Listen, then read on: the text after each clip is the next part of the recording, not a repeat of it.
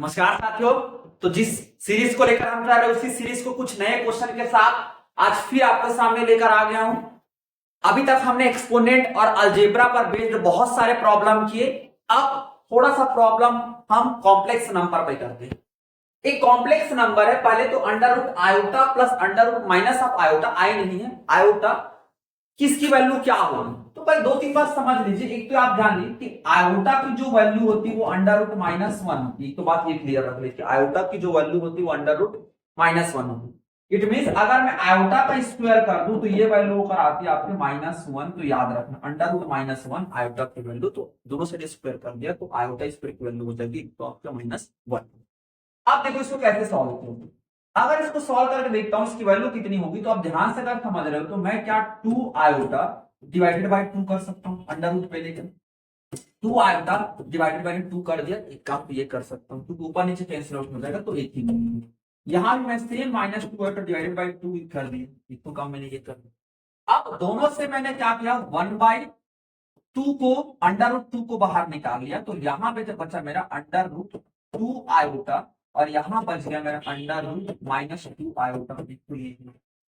अब क्या सोचा, अब इस क्वेश्चन को अगर आप ध्यान से देख रहे हो तो मैं तो one upon under root two यहां पे क्या किया, मैंने प्लस जोड़ दिया और टू आयोटा का टू लिखा। अब चूंकि मैंने प्लस जोड़ा तो मैंने क्या कर देता हूँ, प्लस को मैंने माइनस भी कर दिया। एक काम तो मैं ये कर दिया, प्लस जोड़ा प्लस। ऐसा क्यों कर रहा हूँ ये आपको थोड़ी देर समझ आए कि ऐसा मैं क्यों कर रहा हूँ, इसके बेनिफिशियल क्या हो सकते हैं, फायदे मेरे क्या नहीं। तो बस ये होगी। दूसरा, अगर यही ऑपरेशन मैं यहाँ पे करता हूं तो मैंने यहाँ भी वन जोड़ दिया, टू माइनस टू आएगा। तो चूंकि वन मैंने जोड़ा तो मुझे वन हटाना भी पड़ेगा, माइनस वन। तो ये होगा।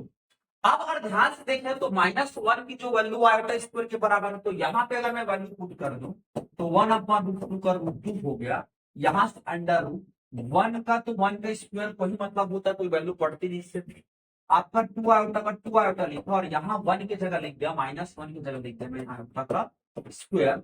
सेम काम मैंने यहाँ कर दिया, यहाँ मैं लिखा वन का स्क्वायर का one square minus two iota का टू आयोटा और माइनस वन आपका हो जाता है क्या हमारा आयोटा का स्क्वायर। तो ये हो गया।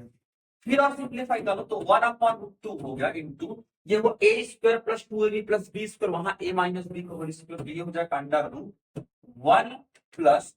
वन प्लस आयोटा का होल स्क्वायर। एक तो ये हो गया।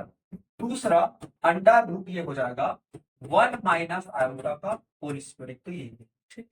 अब अंडर रूट से स्क्वायर बाहर निकालो तो वन प्लस टू ये हो जाएगा हमारा plus minus one plus iota और ये हो जाएगा हमारा again plus minus one minus iota.